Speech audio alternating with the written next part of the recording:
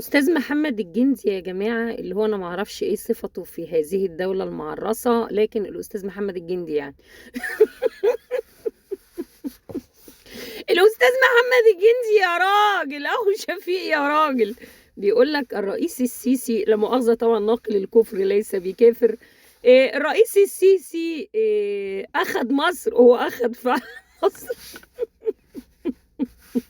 لطفرة تنموية غير مسبوقة في عام 25. وأنا من موقعي هذا على الكرسي يا أستاذ محمد الجندي بشاهد أهو عليك الشعب المصري. ابقوا فكروني يا جماعة بعد سقوط عبد الفتاح ابن أمه، نبقى نمنح الأستاذ محمد الجندي اللي طبل التطبيلة الهايلة لعبد الفتاح السيسي دي البعبوس الذهبي. دي جايزة طبعا بنديها لأعلى طبلة في الجمهورية. طبعا انت هتنافس عليها الأستاذ أحمر جاموس. طفرة تنموية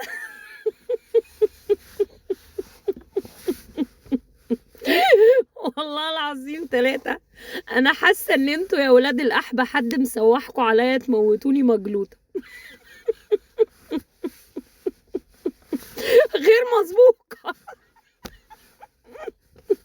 تنموية وطفرة وغير مسبوقة ومصر.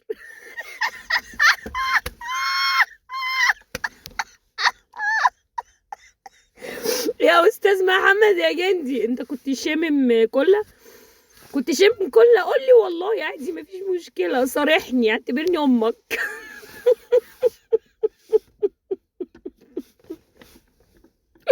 انت لابس نضارة؟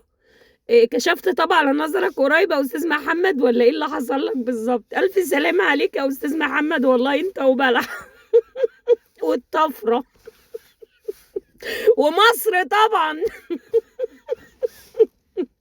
يا ولاد الوسخة، يا ولاد الوسخة، عليكم كم وقاحة أنا في حياتي ما شفته.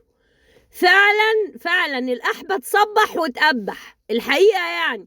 يعني أنا عايزة أعرف انتوا بعد ما خربتوها وبعتوها ودمرتوها وطلعتوا دين أمنا جميعا اللي بره الخرا البلد واللي جوه البلد، طفرة إيه؟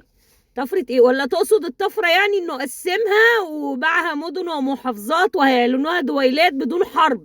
ده بدون طلقة واحدة بلد اتسلمت واحتلت بدون طلقة واحدة، اتباعت بإيد مواطنيها زي سبتة ومليلة دي المغربية اللي سلموها لأسبانيا وبيلطموا عليهم دلوقتي المغرب.